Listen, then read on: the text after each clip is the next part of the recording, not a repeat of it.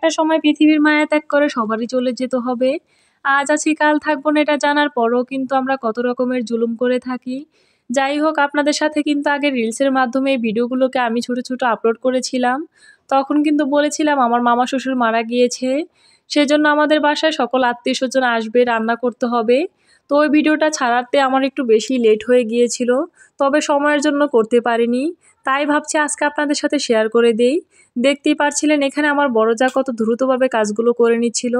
আমার বড় জায়ের হাতের রান্নার সাথে আমাদের কোনো মিলই নেই, তার কাজের সাথে কখনোই আমরা পারবো না। এখন অবধি সে সকল দায়িত্ব পালন করে যাচ্ছে। এই তো মামা শ্বশুর মারা গিয়েছে বড় বাসুর, তখন শোনার পরে সাথে সাথে বলছে বাসায় রান্নাবান্না করার জন্য। ভাবিও কাজে লেগে গেল। আমরাও সাথে ছিলাম, থেকে অল্প অল্প একটু হেল্প করেছিলাম, যদিও সব সময় করি না। যাই হোক, মামা মারা গিয়েছে কথা কোনো রকমভাবেই মানতে পারছিলাম না। সাবিরা বাবুও বুঝতে পারছিল কতটা কাজ ছিল, সেও কিন্তু ডিমের খোসা ছাড়িয়ে নিচ্ছিল। আপনারা হয়তো আজকে রান্নাবান্নার কোনো রকমের রেসিপি পাবেন না। যদি আমি ওরকমভাবে বলতে যাই তাহলে আমার অনেক কথাই এখানে বলা লাগবে। এমনিতেই আজকে ভয়েসটা দেওয়ার সময় আমার অনেক রকমের কষ্ট হয়েছিল। সকালে ঘুম থেকে উঠি আমার বড় বাসু শুনে তার মামাটা আর পৃথিবীতে নাই। তখন ভাইয়া খুবই হতাশ হয়ে পড়েছিল। তারপরও কোনো কিছুর করার নাই, যেহেতু বড় ভাইগনা তার তো যেতেই হবে মন কঠিন রেখে। তবে ভাইয়া খুবই ভেঙে পড়েছিল। যাওয়ার সময় রান্নার কথা বলে যাওয়ার পর থেকেই ভাবিও কাজগুলো স্টার্ট করে দিয়েছিল। দেখতেই পাচ্ছিলেন কড়াইটা দেখে কতগুলো মাংস এখানে হতে পারে। যাই হোক, তারপরে কিন্তু কম মানুষ হয় নাই, প্রায় ৩৫ জনের উপরে মানুষ খেয়েছে। আলহামদুলিল্লাহ সবাই খাওয়ার পর ভালোই বলেছিল। জানি না ভাবির সাথে কতটুকু হেল্প করতে পেরেছি। তবে ভাবি কাজ করার জন্য সব সময় নিজে একাই সব কিছু সামলায় নেয়। আমাদেরকে কখনোই কোনো কিছু বুঝতেও দেয় না, জানতেও দেয় না। আরও অনেক সময় আমাদেরকে রান্নাবান্না করে খাওয়ায়। আপনারা সবাই একটু দোয়া করবেন যাতে সুস্থ থাকে এবং ভালো থাকে আমাদেরকে নিয়ে। এখন অবধি আমাদের সাথে আছে, আমরাও ভাবির সাথে আছি। সব ফ্যামিলিতেই মাঝে মধ্যে একটু ১৯-২০ হয়ে থাকে। যাই হোক, আলহামদুলিল্লাহ সেই তুলনায় আমাদের ফ্যামিলিতে কোনো কিছুই হয়নি এখন অবধি। তবে আপনারা সবাই সাথে থাকে, পুরো ভিডিওটা যদি দেখেন আপনাদের কাছে খুবই ভালো লাগবে। মামার কথা না বললেই নয়। যেদিন মামা মারা গিয়েছিল তার আগের দিনও কিন্তু আমাকে একটা ছবি পাঠিয়েছিল। সকালে ঘুম থেকে উঠি যখন শুনি মামা নাই, আমার মনে হয়েছে যে পৃথিবীতে আমি নিজেই নাই। আমি এমনিতেও কিন্তু কোনো রকমের মৃত্যুর ঘটনাগুলো মেনে নিতে পারি না। আমি অল্পতেই ইমোশনাল হয়ে যাই। যাই হোক, এজন্য আমার বড় যাও আমাকে প্রথমে বলেনি, লাস্টে কিন্তু আমাকে ফোন দিয়ে বলেছিল।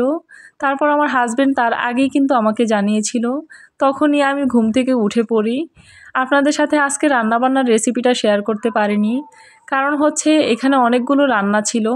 অল্প কোনো রান্না হলে আমি আপনাদের সাথে সব ডিটেলসটা বলে দিতাম। অন্যদিন না হয় সব রান্নার ভিডিওগুলো আপনাদের সাথে শেয়ার করব, কিভাবে ভাবি রান্না করে এই রান্নাগুলো। যাই হোক, সাথে থেকে পুরো ভিডিওটা যারা কন্টিনিউ করছেন তাদের কাছে সবসময় কৃতজ্ঞ থেকে যাব। সবাই কিন্তু আমাদের জন্য দোয়া করবেন যাতে আমাদের ফ্যামিলির সবাই ভালো থাকে। ভাবি আছে বলে এখন অবধি কোনো দায়িত্ব আমাদের করতে হয় না, আর কোনো দায়িত্ব এখন পর্যন্ত করতেও পারিনি। সব কাজগুলো আমার বড় জাই নিয়ে নেয়, আর সব কাজগুলো আমার বড় জাই আমাদের হয়েও করে দেয়। আজকে ভাবি আছে বলে অনেক দায়িত্বই কিন্তু আমাদের নিতে হয় না। এরকম বড় যা কিন্তু প্রত্যেকটা ঘরে ঘরে হওয়াই উচিত। আমি মনে করি বড় ভাসুর বাপের সমান হলে বড় যা যদি মায়ের মতো হয় তাহলে আর কোনো কথাই হয় না। ২০১৮ সাল থেকে এখন অবধি তাদের সাথে আছি, কিন্তু কোনো দিনই বুঝতে দেয় নাই আমি তাদের পর বা কিছু। যাই হোক, আলহামদুলিল্লাহ আপনাদের দোয়ায় আমরা ভালো আছি। কথার ফাঁকে ফাঁকে কিন্তু কত রকমের কাজও হয়ে গিয়েছিল। তবে আমার মামা শ্বশুরের জন্য সবাই একটু দোয়া করবেন, আল্লাহ যাতে তাকে জান্নাতুল ফেরদাউস নসিব করে। আমার বড় ভাসুরের জন্য দোয়া করবেন, সে যেন হায়াত পায় এবং সবসময় ভালো থাকে, সুস্থ থাকে, সবাইকে নিয়ে থাকতে পারে। এখন অবধি আমাদের সকল কাজ কিন্তু আমার বড় ভাসুরই করে দেয়। এমন একটা বড় ভাসুর পেয়েছি, সে আমাদের পড়াশোনার পিছনেও কিন্তু অনেক শ্রম দিয়ে থাকে। সব সময় বলতে থাকে পড়াশোনা করো, নিজের পায়ে দাঁড়াও। এমন কোন কোন ফ্যামিলিতে হয় অবশ্যই কিন্তু একটু আপনারা বলবেন। আমার তো এখন তেমন কোনো ফ্যামিলি চোখেই পড়ে না। জানি না কারো আবার নজর লাগে কি না। আমাদের ফ্যামিলিতে অলরেডি মানুষ কিন্তু অনেক ধরনের নজর দিয়েই দিয়েছে। যাই হোক, আল্লাহ যাতে তাদের নজর থেকে আমাদেরকে দূরে রাখে। আপনাদের সাথে কথা বলতে বলতে এখানে কিন্তু সব রান্নাগুলো আমরা করিয়ে নিচ্ছিলাম। বেশি একটা এখন রান্না করতে লাগবে না। আমার বড় যা যেহেতু হাত লাগিয়েছে, এখানে কিন্তু আমাদের কোনো রকম কষ্টই করতে হয়নি। তবে আমার বড় জায়ের রান্নাও কিন্তু খুব সুস্বাদু হয়ে থাকে। সে কিন্তু খুব ভালো মনের একজন মানুষ। সে অল্প কিছু রান্না করলেও কিন্তু আমাদের জন্য পাঠিয়ে দেয়। সব সময় আমাদের খোঁজ নিতে থাকে। তো ভাবি এক ফাঁকে বলেছিল এখন একটু নাস্তা করে নেওয়া, না হয় কিন্তু পরে খেতে পারবা না। তো আমরা এখানে কলা আর রুটি খেয়ে নিচ্ছিলাম, সাথে কিন্তু চাও খেয়েছিলাম।